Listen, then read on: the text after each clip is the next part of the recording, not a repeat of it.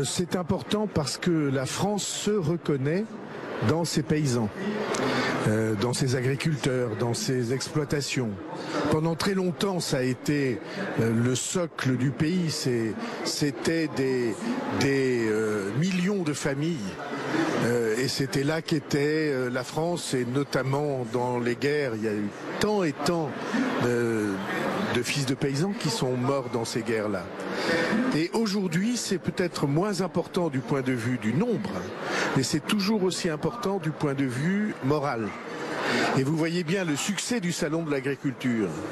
Ça veut dire qu'il y a un lien profond entre le pays, sa nature et ceux qui font vivre sa nature, qui sont les agriculteurs. Et en plus, tout le monde sent qu'il y a un moment de bascule où l'agriculture, confrontée à la mondialisation, va vouloir exiger que l'on respecte sa manière d'être, ses traditions et ses exigences.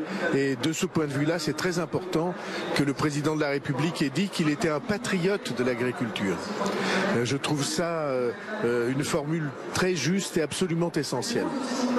Concernant le grand débat, François Bayrou, Jean-Luc Mélenchon parle de bide total. Il conteste les chiffres des contributions sur Internet. Il ne marche pas, ce grand débat ? Ah, écoutez, je ne sais pas pour quelle raison Jean-Luc Mélenchon dit ça.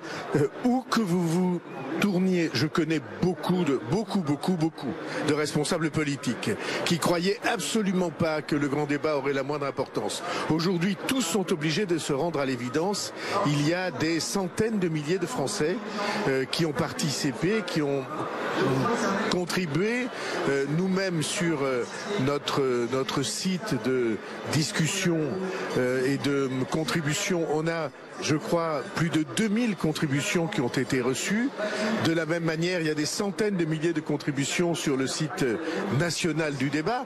Je vais présider ou animer vendredi le 4e grand débat de Pau. On est resté à chaque débat, on est resté plus de 6 heures. Des centaines de personnes qui sont venues participer, qui sont venues exprimer leurs attentes, parfois leur colère, leurs idées, leurs questions autour du grand débat. Et on avait organisé cela avec des grands témoins locaux qui étaient aussi la marque de notre région et de notre ville dans les réalités qui attendent la France. François Bayrou, Decathlon, marque française, annonce la commercialisation de son hijab de course en France dans les toutes prochaines semaines. Quel sentiment ça provoque chez vous ? Bon, le même que tout le monde. C'est la société française, c'est une société qui, dans sa tradition, dans sa manière d'être, dans son identité, refuse qu'on couvre le visage et le corps humain à l'excès. Et alors tout le monde sent ça comme une manière de ne pas respecter l'image que la France se fait de la femme. Parce que pour nous, l'image de la femme, c'est une image de liberté. Et donc, surtout que la situation antérieure n'a jamais empêché des femmes de courir, par exemple, avec un bonnet sur la tête.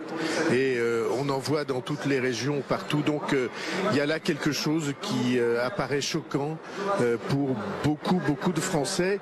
Et je suis persuadé que nos compatriotes musulmans ne demandaient pas ça du tout. Ils savent très bien faire avec les codes de la France et l'attente qui est celle des traditions familiales chez eux. Notre actualité du jour, François Bayrou, le gouvernement a entériné la fermeture de l'usine Ford à Blanquefort, c'est dans votre région. Est-ce que, selon vous, l'État est impuissant à empêcher les fermetures d'usines en France ? Bon, la situation de Ford, c'est une illustration de plus de ce que quand une entreprise privée décide de fermer, eh bien, l'État, en effet, ne peut que chercher des moyens d'atténuer les dégâts de ces entreprises. Mais depuis très longtemps, je pense qu'il devrait y avoir une disposition législative qui fasse que lorsqu'une entreprise veut fermer une usine et qu'elle se trouve en face et qu'il y a un repreneur, il devrait y avoir un mécanisme qui oblige ou en tout cas encourage fortement, pousse fortement l'entreprise